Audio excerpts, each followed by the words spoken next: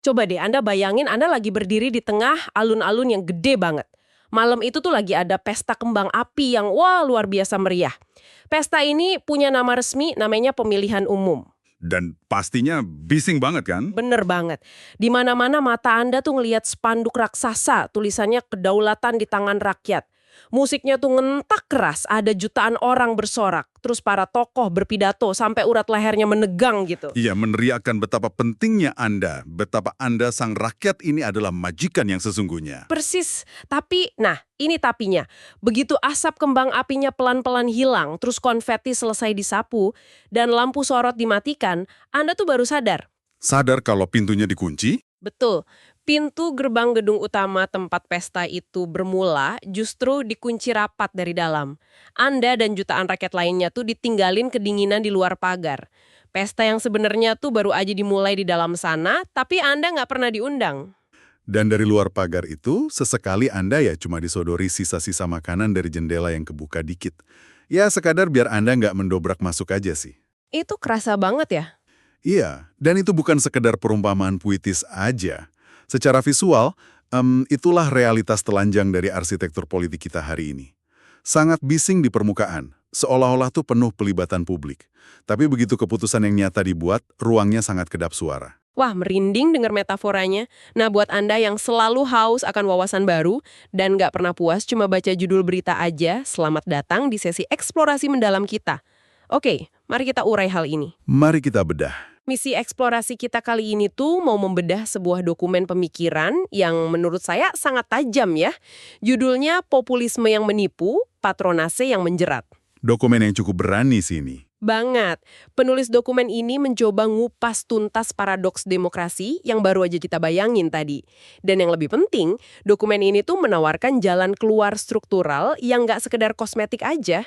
Betul, dokumen ini tuh ngajak kita berhenti ngelihat politik kayak sinetron gitu loh. Yang cuma fokus pada karakter protagonis dan antagonis. Iya, benar. Fokusnya justru membongkar mesin di balik layarnya. Mesin yang bikin demokrasi kita tuh terus-terusan kerasa berlari di atas treadmill. Maksudnya nguras keringat, tapi ya nggak bawa kita kemana-mana. Nah, tentu aja sebelum kita masuk ke ruang mesin yang gelap itu, ada satu hal yang perlu kita sepakati dulu nih. Ini sangat penting. Silakan. Karena materi ini ngebahas isu ketatanegaraan dan ya politik yang menyentuh inti kekuasaan, tugas kita di sini murni hanya untuk nyampein dan membedah gagasan dari penulis dokumen tersebut. Betul, kita murni sebagai analis aja di sini. Betul banget. Saya dan Anda sebagai narasumber, kita nggak memihak, kita nggak mendukung saya politik manapun. Entah itu kiri, kanan, petahana, oposisi, kita cuma memposisikan diri sebagai pemandu netral aja. Biar Anda yang lagi dengerin bisa dapat wawasan yang utuh tanpa disuapi agenda tersembunyi. Setuju, karena paham anatomi sistem itu ya jauh lebih krusial daripada sekedar hafal nama politisi yang lagi viral. Aktor tuh bisa berganti tiap 5 tahun, tapi kalau panggungnya nggak diubah, ya naskah drama yang dimainin bakal selalu sama aja. Masuk akal. Gini, sebelum kita nyalahin si A atau si B, logika dasar dari demokrasi yang kita pelajari waktu SD itu kan simpel ya. Dari rakyat, oleh rakyat, dan untuk rakyat. Standar buku teks banget itu. Iya ya kan, rakyat tuh tujuan utamanya. Tapi, dokumen ini menyoroti satu paradoks besar. Kayak ini makin sering kata rakyat diteriakan pas kampanye, makin jauh juga kehendak nyata rakyat itu diwujudkan jadi kebijakan publik. Nah, yang menarik di sini adalah dokumen ini bilang kalau negara kita tuh lagi disandera sama dua kekuatan tersembunyi. Apa aja tuh? Populisme dan patronase. Disinilah letak anomali prakteknya. Alih-alih jadi tujuan akhir kebijakan, rakyat tuh diam-diam direduksi cuma jadi instrumen. Cuma jadi objek mobilisasi emosional yang dirayu pas masa pemilu aja. Ya ampun, jadi komoditas doang ya? Benar. Begitu suara udah didapat, nilai suara rakyat ini langsung anjlok. Abis manis pah dibuang, kasarnya gitu. Biar lebih gampang ngebayanginnya, saya coba kasih analogi yang dekat sama keseharian Anda nih. Sistem ini tuh mirip banget kayak sebuah restoran yang etalasenya super cantik. Oh, saya suka analogi ini. Pelayannya ramah banget, ada tulisan gede, menu spesial untuk rakyat, mereka terus-terusan manggil Anda buat masuk. Nah, etalase yang cantik tapi manipulatif inilah yang namanya populisme. Terus, dapurnya gimana? Nah, itu dia. Begitu Anda duduk di dalam, terus mesen makanan, makanannya nggak datang-datang. Kenapa? Karena di dapur belakang yang tertutup rapat itu, bahan makanan mewahnya diam-diam dibungkusin, terus dibagikan lewat pintu belakang ke teman-temannya si Koki. Wah, bukannya dimasak buat pelanggan yang udah duduk ya? Enggak sama sekali, dibagikan ke keluarga manajer dan pemegang saham. Nah, dapur belakang yang transaksional inilah yang disebut patronase. Dan kenapa Anda harus peduli soal ini? Karena ini pakai uang publik kan? Kan publik ini nggak masuk akal sih. Atau kok nggak adil misalnya, pajak naik tapi jalanan berlubang. Nah, inilah mesin ganda yang lagi nyedot uang Anda. Analogi restoran tadi tuh nggambarin rantai pasok kekuasaan dengan sangat akurat loh. Restoran kan butuh pelanggan tuh buat terus datang. Mereka butuh legitimasi keramaian lah ya. Pasti dong, kalau sepi kan ketahuan bohongnya. Makanya, biar pelanggan terus datang dan nggak curiga, mereka harus pakai strategi marketing yang manipulatif. Nah, itulah fungsi utamanya populisme. Topeng atas nama rakyat. Mari kita bedah marketing manipulatif ini. Soalnya orang kan sering salah paham ya. Kalau dengar kata populisme, mikirnya, oh ini pasti pro rakyat. Padahal sama sekali nggak otomatis gitu. Populisme itu, menurut dokumen ini, justru adalah alat pembelah masyarakat. Alat pembelah gimana maksudnya? Mereka membelah masyarakat jadi dua kubu ekstrim. Ada narasi rakyat murni yang diklaim tertindas, ngelawan elit korup yang jahat.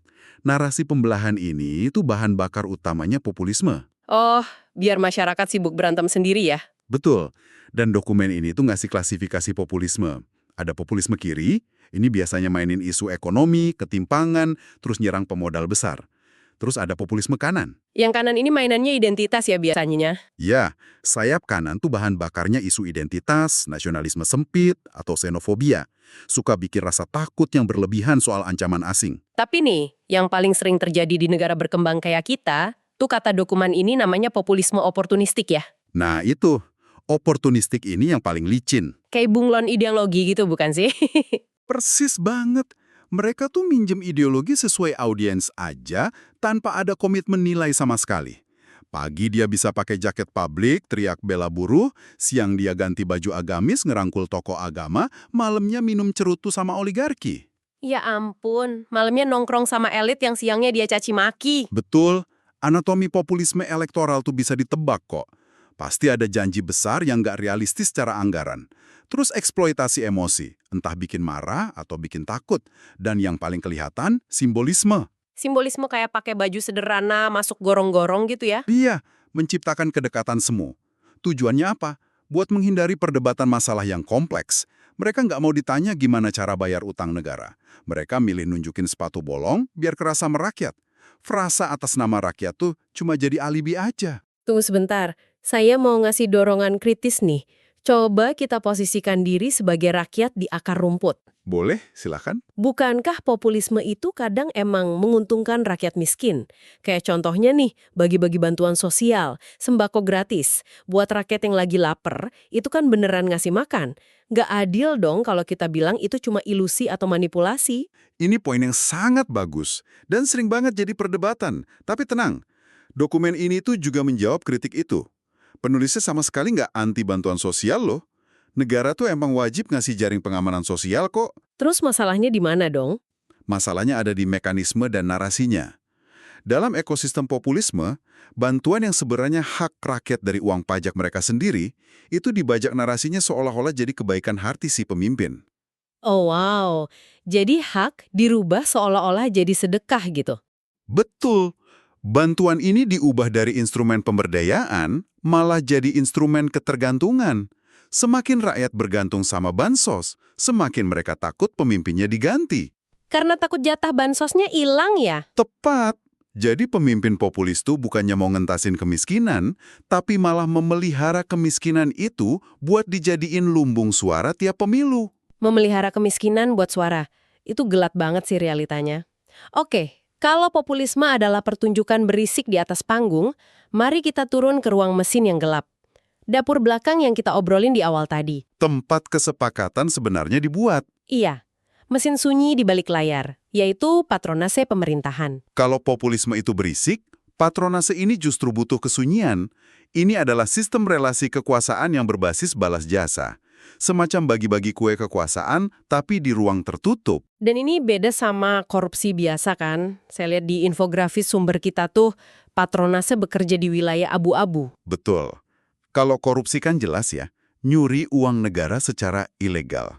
Kalau patronase, dia tuh legal secara formal, kayak ngangkat staf khusus atau bagi jabatan menteri ke partai koalisi.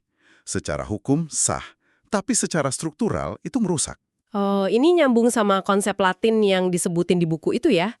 Negara berubah dari res publica jadi res patrona? Nah, iya. Res publica itu artinya milik publik. Akar dari kata republik. Ketika patronase mengakar, negara itu berubah jadi res patrona, alias milik si patron, milik elit. Milik segelintir orang yang lagi berkuasa. Persis. Negara dikelola kayak perusahaan keluarga. Meritokrasi itu dihancurkan. Orang dapat jabatan bukan karena pinter atau ahli, tapi karena seberapa loyal dia sama si bos. Disinilah letak hal yang sangat menarik menurut saya. Karena banyak banget pendengar yang pasti pernah ngerasain ini di tempat kerjanya. Frustrasinya kerasa banget pasti. Iya kan? Bayangin Anda udah kerja keras, kompeten, tapi pas ada promosi, yang naik jabatan malah keponakan bos, atau orang yang kerjanya cuma cari muka. Sakit hati nggak tuh? Banget.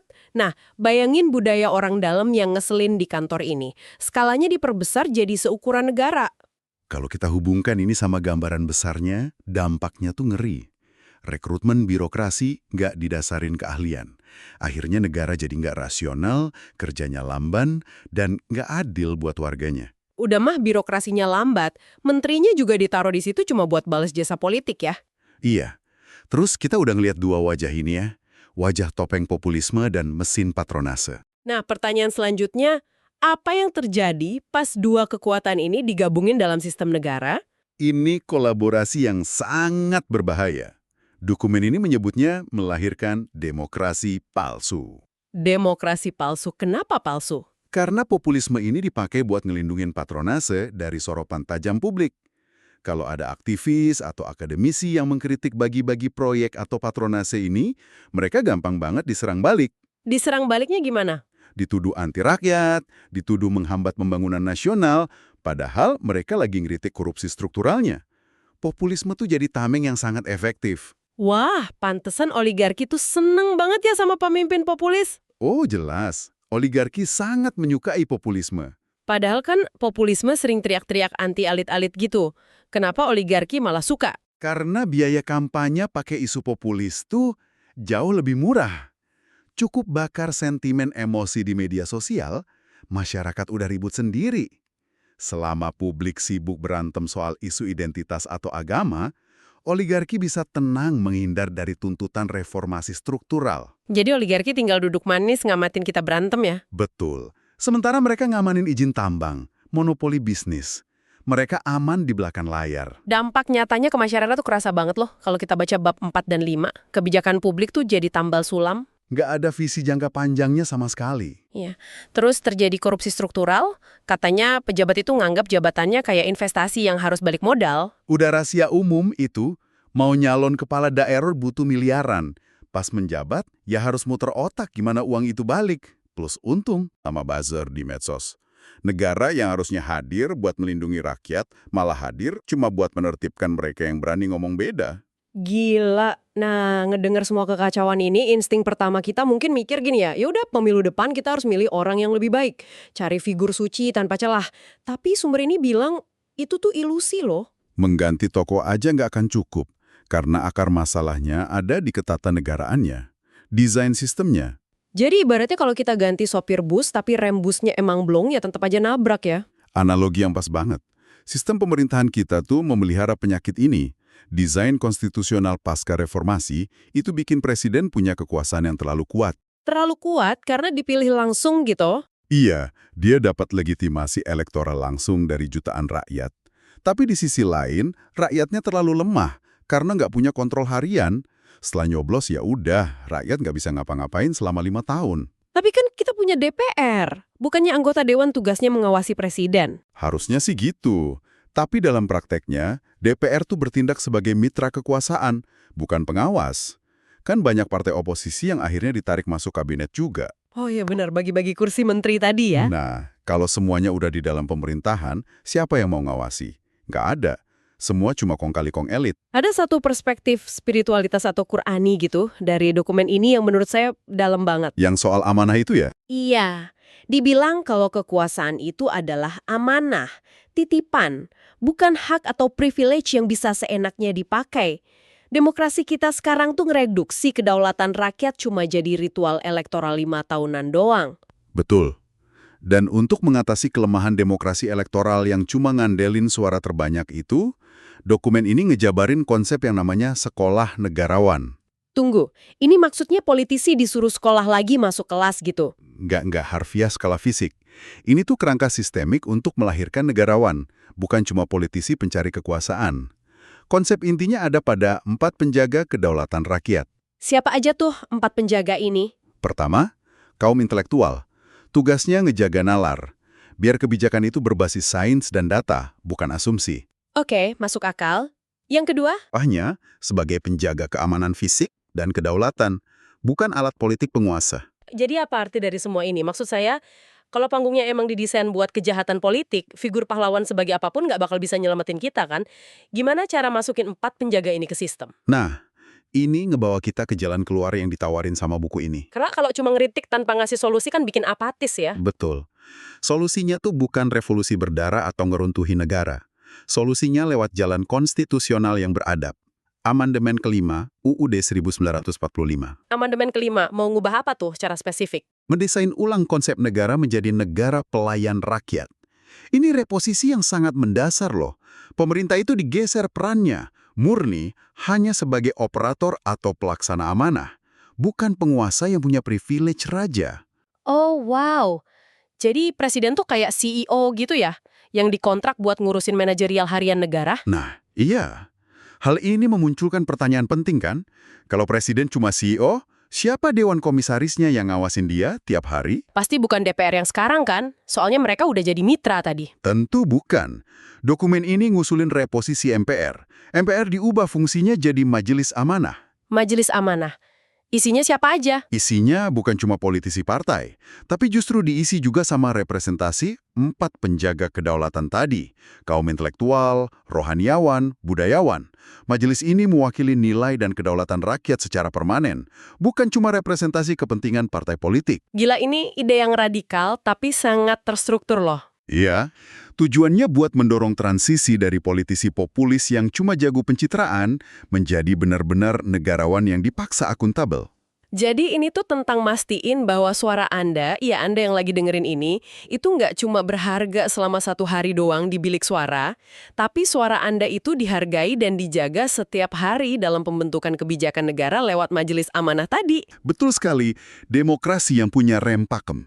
Wah, luar biasa perjalanan kita membedah dokumen ini. Mari kita tarik kesimpulannya. Silahkan.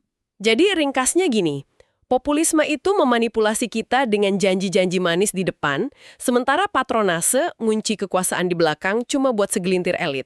Jalan keluarnya bukan cuma nyari figur presiden yang baru, tapi perubahan sistem lewat amandemen. Amandemen yang mendistribusikan kedaulatan kembali ke tangan rakyat secara berkelanjutan. Bener. Tapi nih, sebelum kita tutup, saya mau ninggalin satu pemikiran yang agak provokatif buat Anda renungkan sendiri.